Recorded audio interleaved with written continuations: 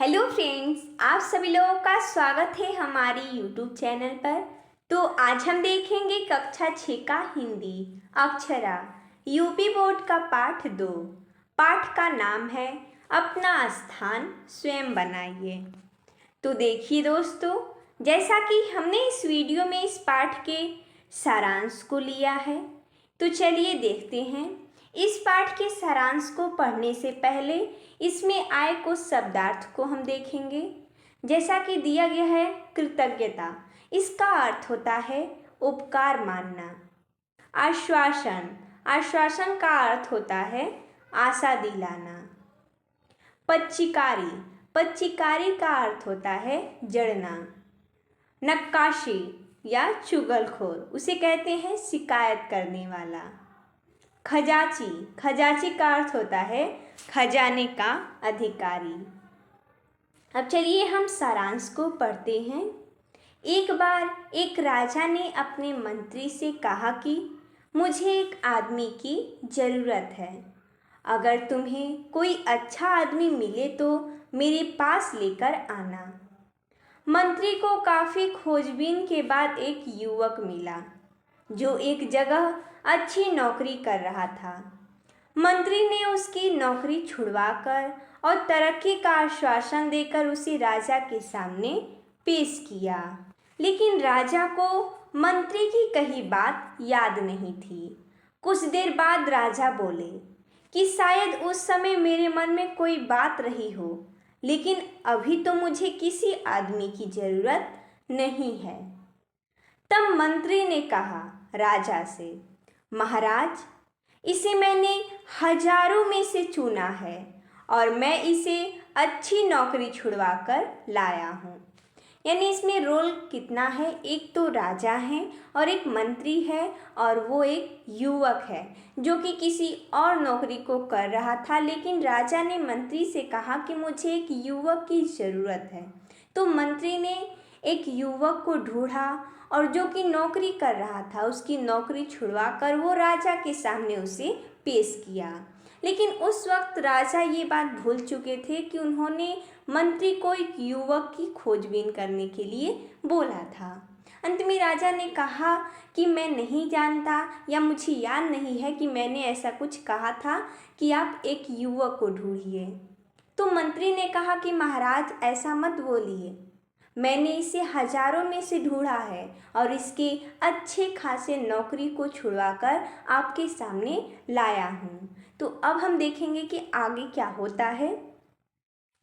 कि तब मंत्री ने राजा से कहा कि महाराज, इसे मैंने हजारों में से चुना है और मैंने इसे अच्छी नौकरी छुड़वाकर लाया हूँ। राजा ने कुछ सोचकर मंत्री से कहा कि इस समय तो मेरे पास कोई काम नहीं है, लेकिन अगर तुम कहते हो तो हम इसे अपने दफ्तर में चपरासी रख सकते हैं, लेकिन इसे 15 रुपये वेतन मिलेगा। राजा की यह बात मंत्री को बहुत बुरी लगी, लेकिन वह युवक खुश था। उसने मंत्री को धन्यवाद देते हुए कहा कि मैं बहुत खुश हूँ क्योंकि मुझे अपने राजा की सेवा करने का मौका मिला।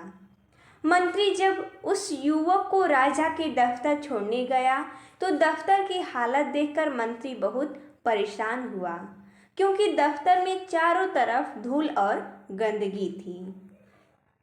राजा कभी अपने दफ्तर नहीं जाता था और न ही वहां बैठकर कोई काम करता था। युवक कई दिनों तक राजा के दफ्तर में सफाई करता रहा। राजा के उस दफ्तर में एक कमरा था जिसमें राजा को मिले अनेक कीमती उपहार कबाड़ के रूप में रखे हुए थे। उस युवक ने उन कीमती उपहारों का कबाड़ निकालकर बाजार में बेच दिया। उसे कई हजार रुपए मिले।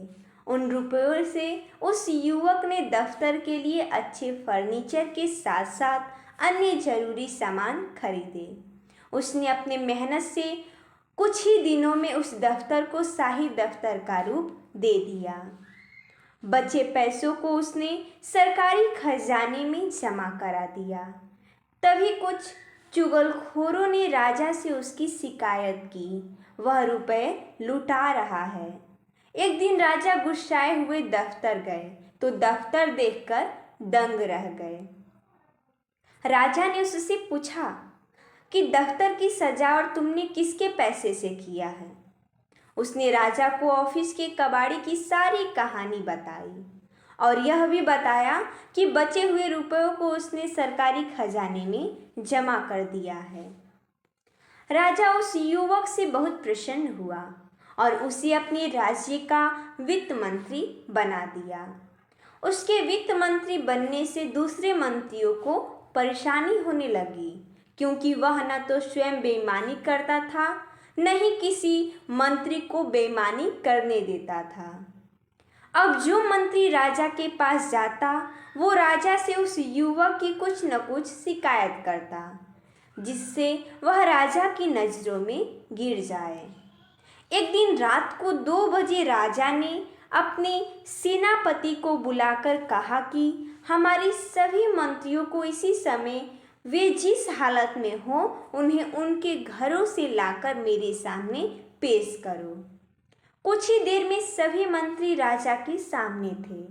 वित्त मंत्री को छोड़कर सभी मंत्रियों ने शराब पी रखी थी। सेनापति ने राजा को बताया कि वित्त मंत्री अपने घर पर रात में जगकर खजाने का हिसाब किताब जोड़ रहे थे और बाकी मंत्री जुआ खेल रहे थे। राजा ने उस युवक से खुश होकर उसे वित्त मंत्री से सीधे अपने राज्य का प्रधानमंत्री बना दिया। तो इस प्रकार उस युवक की समझदारी से और उसकी मेहनत से वो एक दिन क्या बन जाता है, चपरासी से प्रधानमंत्री बन जाता है। तो इस प्रकार हमें ये समझ में आता है कि किस प्रकार हमें अपना स्थान हमें स्वयं बनाना चाहिए। तो मिलते हैं शुभ, तब तक के लिए धन्यवाद दोस्तों।